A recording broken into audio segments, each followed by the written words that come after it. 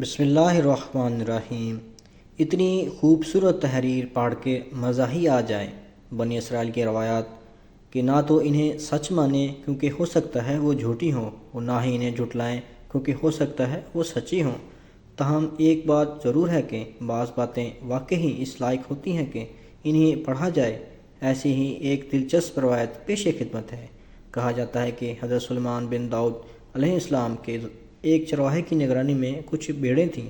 ایک دن اس کے پاس ایک بھیڑیا آیا اور بولا، مجھے ایک بھیڑ دے دو۔ چرواہے نے حیران ہو کر جواب دیا، یہ بھیڑیں حضرت سلیمان علیہ السلام کی ملکیت ہیں، میں تو بس ان کا رکھوالا ہوں۔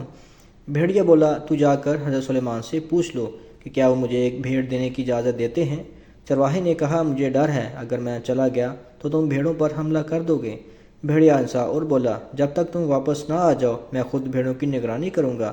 اللہ نہ کرے کہ میں خیانت کروں، لیکن اگر میں خیانت کی تو آخری امت کا قرب قیامت والا ایک آدمی بن جاؤں، یعنی اپنے آپ کو بد دعا دی کہ ہم یعنی موجودہ مسلمانوں کی طرح ہو جاؤں، جو کہ افسوسناک ہے۔ یہ سن کر چرواہا روانہ ہو گیا۔ راستے کی حیرت انگیز نشانیاں چلتے ہوئے چرواہے نے 3 عجیب و غریب مناظر دیکھے۔ پہلی نشانی اس نے ایک گائے کو اپنی ہی بچی کا دودھ پیتے دیکھا۔ حیران ہو کر اس نے سوچا، سبحان اللہ، میں نے اس جیسا منظر پہلے کبھی نہیں دیکھا، اس کا کیا مطلب ہو سکتا ہے؟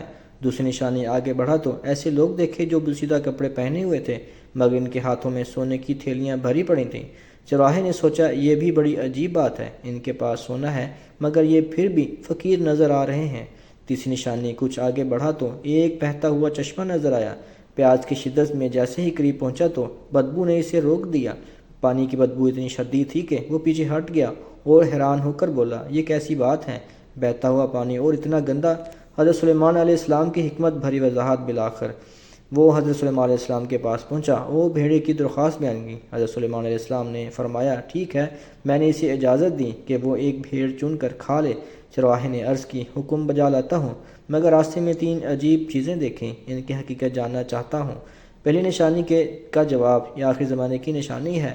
مائیں اپنی بیٹیوں کو فتنہ میں مبتلا کریں گی تاکہ خود فائدہ حاصل کر سکیں۔ دوسری نشانی کا جواب، یہ لوگ ڈاکو اور چور ہیں، جو مال حرام سے آتا ہے اس میں برکت ختم ہو جاتی ہے۔ آخری زمانے میں حرام کمائی عام ہو جائے گی، قناعت ختم ہو جائے گی اور برکت اٹھا لی جائے گی۔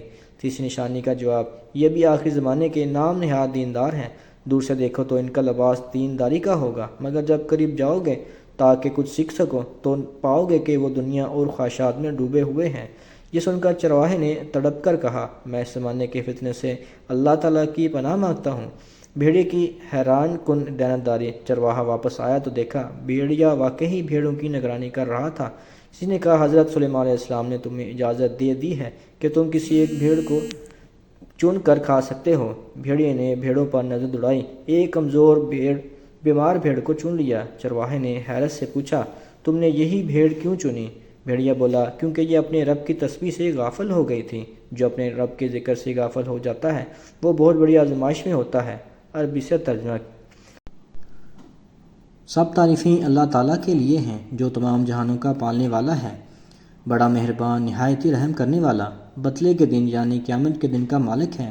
ہم صرف تیری عبادت کرتے ہیں اور تجھ ہی سے مدد چاہتے ہیں، ہمیں سیدھے راستے کی طرف رہنمائی فرما، ان لوگوں کا راستہ جن پر تو نے اپنا انعام فرمایا، نہ ان لوگوں کا راستہ جن پر غضب کیا گیا۔ اللہ تعالیٰ ہم سب کا حامی و ناصر ہو، اپنا اور اپنے پیاروں کا خیال رکھیں۔ بہت شکریہ۔ السلام علیکم۔ جزاک اللہ خیر۔